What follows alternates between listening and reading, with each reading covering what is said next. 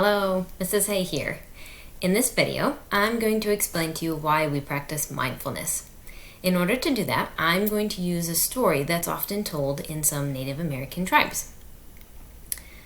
An elder was sitting with a child and said, "I have two wolves fighting in my heart. One is angry, resentful, hostile, and selfish, and the other is compassionate, loving, peaceful, and kind." The child asks which one will win in the fight, and the elder responds, "The one we feed." That does not mean that we ignore or try and fight the angry wolf. Instead, we acknowledge it and spend time with it trying to understand its needs, and then it ends up lying down next to us, submitting to our will, not the other way around.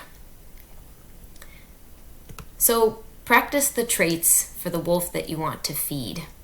And those traits will help guide you through the challenging and unexpected experiences that are bound to happen in life, like learning online through a pandemic. So this way you can learn to recognize the feelings that you're having as you're feeling them. And you can learn to control what feelings you want to strengthen and which ones you want to let go. Just takes practice. So feed the compassionate wolf by forgiving, practicing empathy, choosing to be kind when it's hard, and giving yourself some grace when you're recognizing that you're having trouble controlling your thoughts and emotions. We'll practice some of these things next time. Until then, be at peace.